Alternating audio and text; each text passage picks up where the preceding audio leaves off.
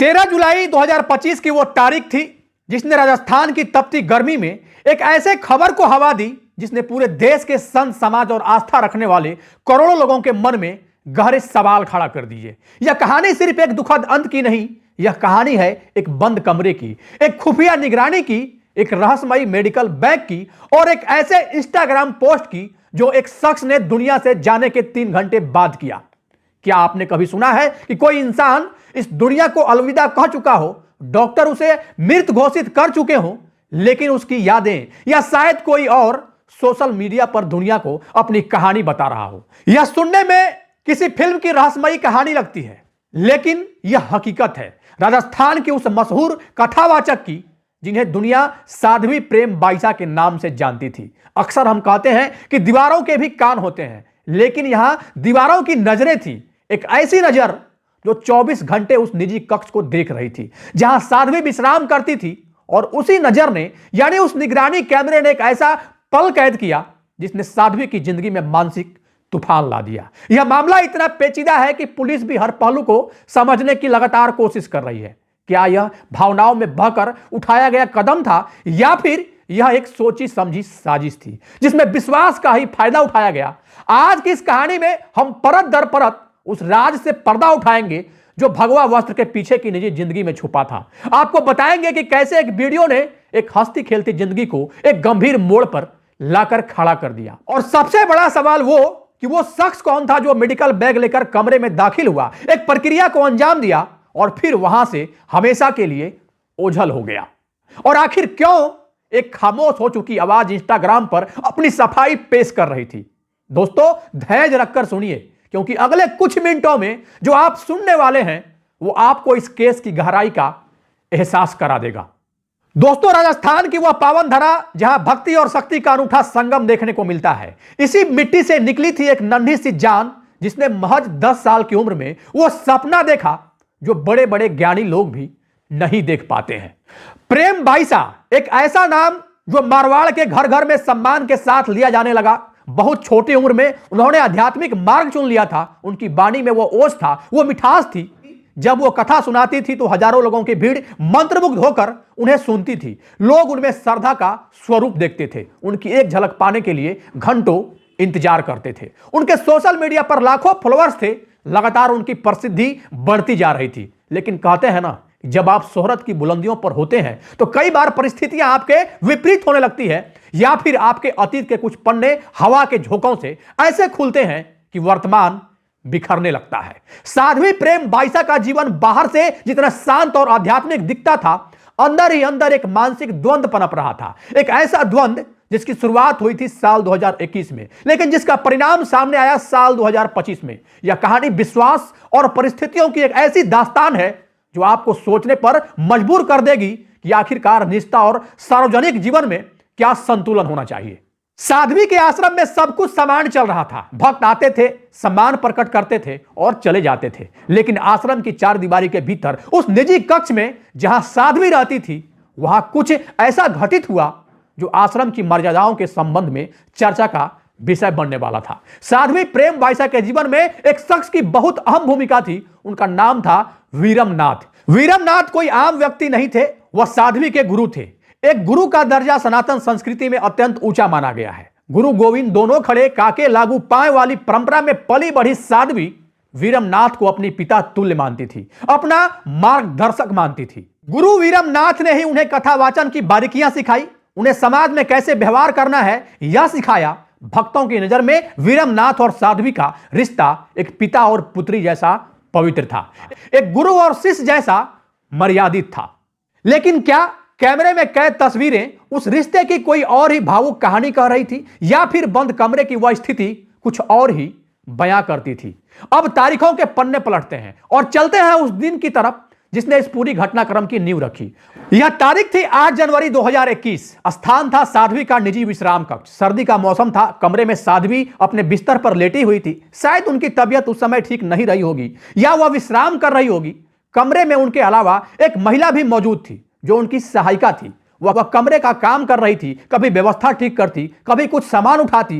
तभी उस कमरे का दरवाजा अचानक से खुलता है और वहां प्रवेश करते हैं गुरु वीरमनाथ।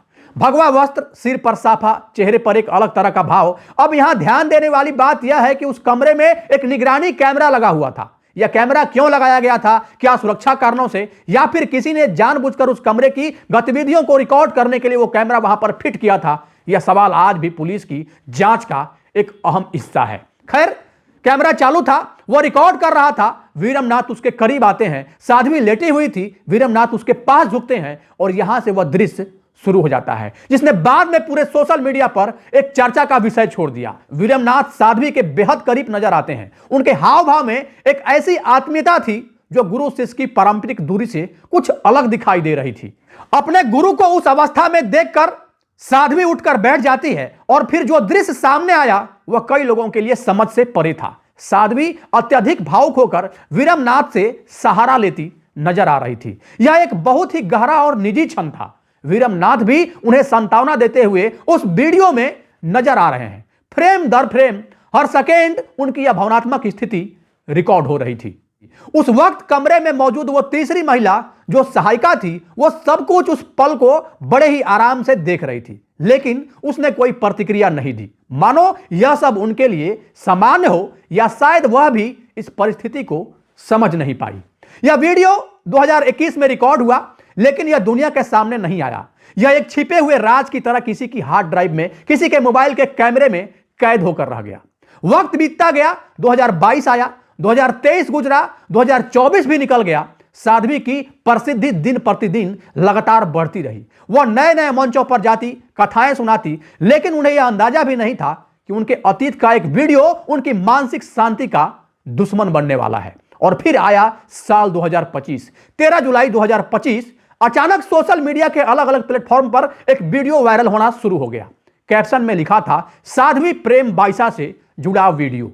देखते ही देखते यह वीडियो बहुत तेजी से फैल गया। व्हाट्सएप ग्रुप में, फेसबुक पर, इंस्टाग्राम पर, हर जगह यही चर्चा थी। लोग हैरान थे।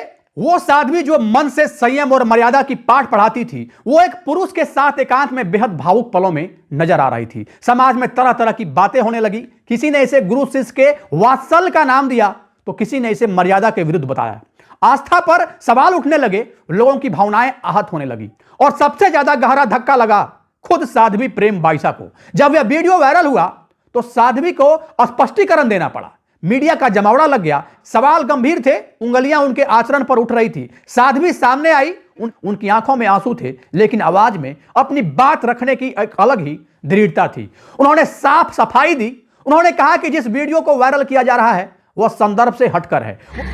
जब एक बेटी दुखी होती है ना, बेटी के जीवन में कोई दुख आता है, संकट आता है, तो एक पिता सबके सामने अपनी बेटी को गले लगाता है और ढाढ़स बंधवाता है कि बेटा कोई बात नहीं, चिंता मत करो, सब ठीक हो जाएगा। वह मेरे पिता तुल्य गुरु हैं। उस वक्त मैं घोर अवसाद में थी, घोर संकट में थी। मैं मानसिक रूप से बहुत ज्यादा परेशान थी। मैं रो रही थी और मेरे गुरु ने, मेरे पिता ने मुझे संभालने के लिए मुझे अपना कंधा दिया। उन्होंने मुझे शांत कराया, मुझे सहारा दिया। जैसे एक पिता अपनी बेटी को संभालता है, उन्होंने मुझे वैसे ही संभाला था। इसमें कोई गलत भावना नहीं थी। साध्वी ने यह भी कहा कि कुछ असामाजिक तत्व, कुछ ऐसे लोग जो मेरी प्रगति से ईर्ष्या करते हैं, जो हमारी संस्कृति को कमजोर करना चाहते हैं, उन्होंने इस वीडियो को गलत तरीके से पेश किया है। यह मेरी छवि को धूमिल करने का एक प्री प्लान है। लेकिन मैं कमजोर नहीं पड़ूंगी। मैं अपनी सच्चाई साबित करूंगी कि मेरे मन में कोई मैल नहीं है। उनकी बातों में पीड़ा थी। वह बार बार कह रही थी कि यह एक साजिश है, एक षड्यंत्र है। लेकिन सवाल यह था कि आखिर वो लोग कौन थे जिन्होंने इस वीडियो को 3 साल तक अपने पास रखा और अब अचानक से उस वीडियो को उन्होंने वायरल कर दिया। अब यहीं से एंट्री होती है कहानी के दूसरे पहलू की, यानी उन लोगों की जिन्होंने कथित तौर पर साध्वी की जिंदगी को मुश्किल कर दी थी। जांच में जो नाम सामने आए वो चौंकाने वाले थे। यह कोई बाहरी लोग नहीं थे, यह कोई अनजान चेहरे नहीं थे। यह वही लोग थे जो साध्वी के आसपास रहते थे, उनके संपर्क में थे, जिन पर शायद वह सबसे ज्यादा भरोसा करती थी। पुलिस की तफ्तीश में नाम सामने आया जोगाराम का, उसकी पत्नी कृष्णा का और उनके ड्राइवर रमेश का। यह वह लोग थे जिनका आश्रम में आना जाना था। कहानी कुछ ऐसी निकल कर आई कि यह वीडियो 2021 में इन लोगों के संज्ञान में आ गया था। आप सोचिए कि 3 साल तक इन लोगों ने कथित तौर पर साध्वी को इस वीडियो के संदर्भ में मानसिक दबाव में डाल रखा था। आरोप है कि वह उन्हें वीडियो वायरल करने की बात कहते थे। हमारी बात मानो वरना तुम्हारी छवि प्रभावित होगी। साध्वी अत्यंत तनाव में थी। वह किसी से खुलकर कुछ भी नहीं कह पा रही थी। सम्मान का डर, समाज का डर, लोकलाज का डर उन्हें अंदर ही अंदर परेशान कर रहा था। दबाव का यह खेल लाखों के लेन देन तक भी पहुंच गया। मीडिया रिपोर्ट की माने तो वीडियो को हटाने के लिए उसे डिलीट करने के नाम पर 20 लाख रुपए की मांग की गई थी। साध्वी ने शायद स्थिति संभालने की कोशिश की होगी या शायद उन्होंने पैसे देने से मना कर दिया होगा। यह दबाव इतना बढ़ गया था कि साध्वी मानसिक रूप से बहुत ज्यादा व्यथित रहने लगी। जब उन लोगों की मांगें पूरी नहीं हुई या जब उन्हें लगा कि अब साध्वी से बात नहीं बन पाएगी तो उन्होंने इस वीडियो को सार्वजनिक रूप से वायरल कर दिया। वीडियो वायरल होने के बाद साध्वी की हालत बेहद नाजुक हो गई। उनका स्वास्थ्य दिन प्रतिदिन लगातार गिरने लगा। वह किसी से बात नहीं करती थी, कमरे में एकांतवास में रहती। समाज की प्रतिक्रियाएं उन्हें बहुत गहरा आघात दे रही थी। जो लोग कल तक उनका सम्मान करते थे आज वही लोग उन पर प्रश्न चिन्ह लगा रहे थे। सोशल मीडिया पर कठोर कमेंट की बाढ़ आ गई। कोई उनकी आलोचना कर रहा था, कोई निराश था या मानसिक आघात बर्दाश्त की सीमा से बाहर होता जा रहा था। और फिर आई वह दुखद घड़ी जब साध्वी की रहस्यमयी मौत हो गई। तारीख और वक्त बहुत महत्वपूर्ण है। वीडियो वायरल होने के कुछ ही समय बाद साध्वी की तबीयत अचानक बहुत ज्यादा बिगड़ने लगी। लेकिन यहां एक बहुत बड़ा सवाल है, जब तबीयत बिगड़ी तो तुरंत एम्बुलेंस को प्राथमिकता क्यों नहीं दी गई? किसी विशेषज्ञ डॉक्टरों को क्यों नहीं बुलाया गया, बल्कि एक ऐसे शख्स को फोन किया गया जो पहले किसी अस्पताल में सहायक या नर्सिंग का अनुभव रखता था। एक ऐसा शख्स जिसे साध्वी जानती थी। वो शख्स आता है, उसके हाथ में एक बैग था। वो सीधे साध्वी के कमरे में जाता है। वहां क्या उपचार हुआ यह कोई नहीं जानता, लेकिन उस शख्स ने साध्वी को एक दवा दी। एक इंजेक्शन के माध्यम से दवा को साध्वी के बॉडी में इंजेक्ट किया गया और यह कहा गया कि यह दवा, यह मेडिसिन उन्हें राहत देगा, उनकी बेचैनी को कम करेगा, उन्हें विश्राम में मदद करेगा। लेकिन उस प्रक्रिया के होते ही स्थिति पूरी तरह विपरीत हो गई। राहत मिलने के बजाय साध्वी की हालत और ज्यादा गंभीर होने लगी। प्रत्यक्षदर्शी जो उस वक्त आश्रम में मौजूद थे, उनके मुताबिक इंजेक्शन लगने के कुछ ही मिनटों बाद साध्वी का शरीर पूरी तरीके से शिथिल पड़ गया। उनकी चेतना लुप्त होने लगी। यह एक समान प्रतिक्रिया नहीं थी, यह साफ तौर पर किसी गंभीर संकट का संकेत था। घबराहट का माहौल बन गया। आश्रम के जो भी लोग वहां पे थे वो शायद स्थिति को समझ नहीं पा रहे थे। वो लोग पूरी तरीके से डर गए।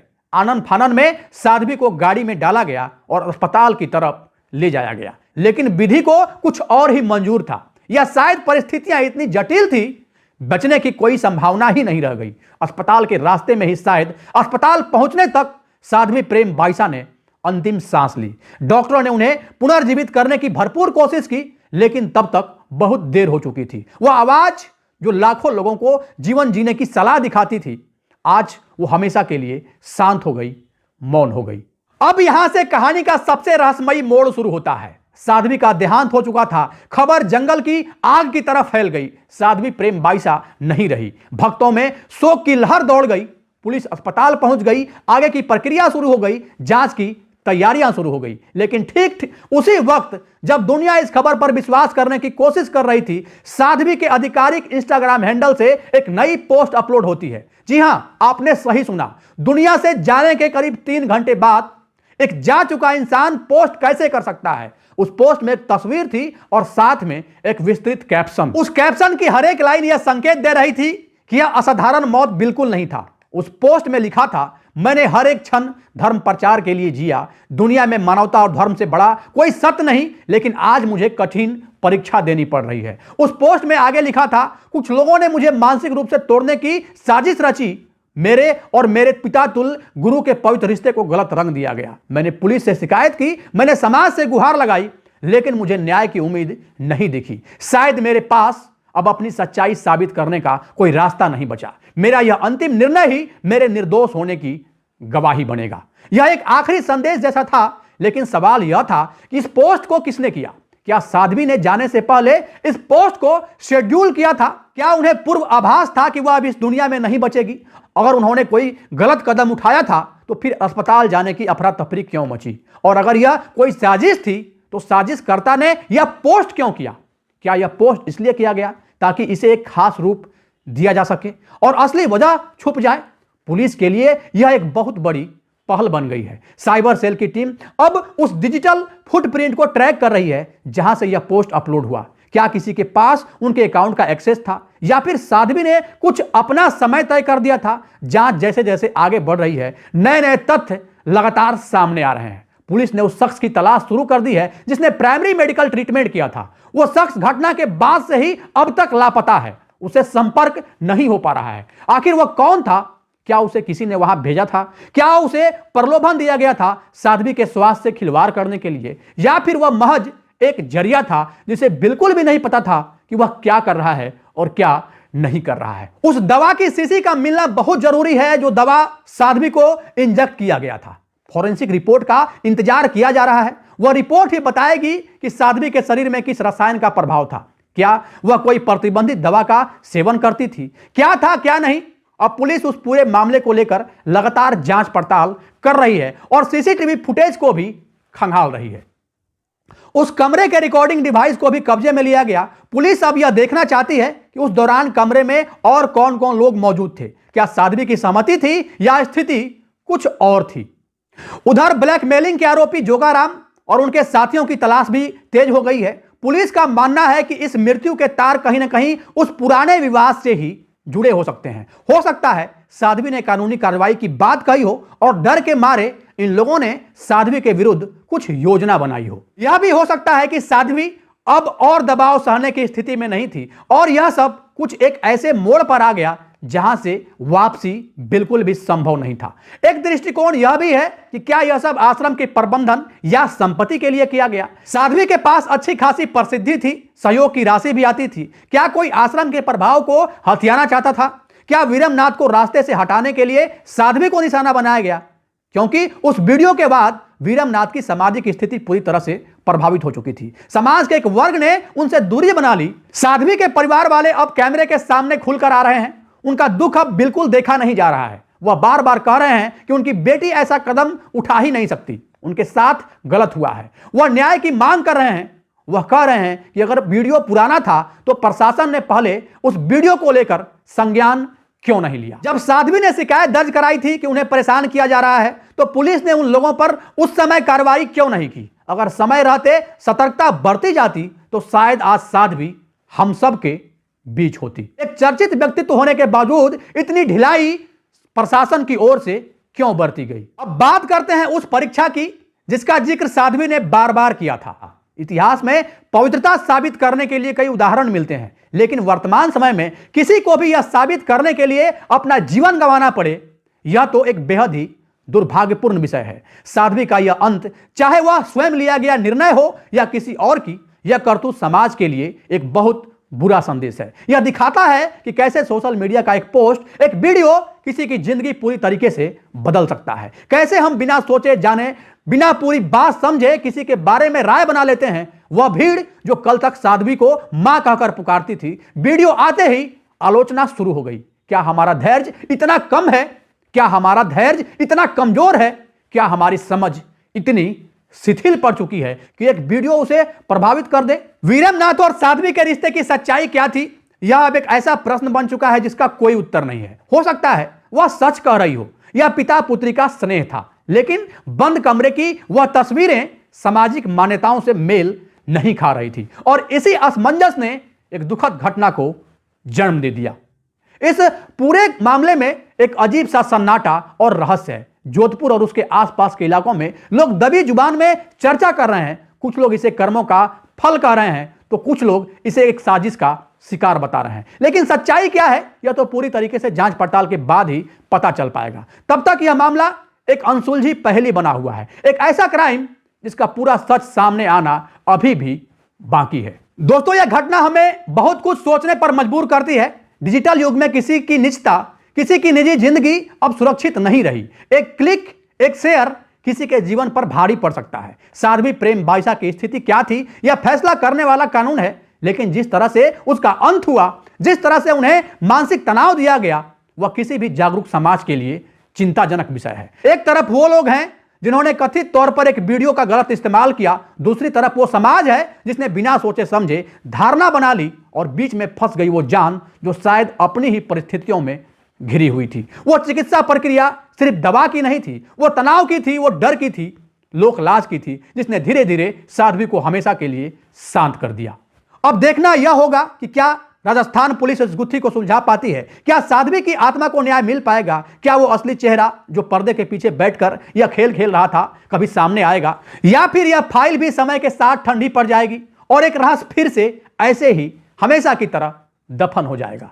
कहा गया है ना कि अपराध चाहे कितना भी छुपाया जाए, कानून की नजर में बच नहीं सकता। सच चाहे कितना भी गहरा दफनाया गया हो, एक दिन बाहर जरूर आता है। दोस्तों, साध्वी प्रेम बाईसा की रहस्यमयी मौत की एक ऐसी कहानी जिसमें आस्था है, अपराध का संदेह है, साजिश है और एक दुखद अंत भी है। और हां, अगर आपने अभी तक हमारे चैनल को सब्सक्राइब नहीं किया है तो अभी कर लें, क्योंकि जुर्म की दुनिया की हर खबर, हर राज हम आपके सामने ऐसे ही लाते रहेंगे। तब तक के लिए अपना ख्याल रखें, सुरक्षित रहें और किसी भी वायरल खबर पर बिना पुष्टि के भरोसा न करें, क्योंकि जो दिखता है वो हमेशा सच नहीं होता है।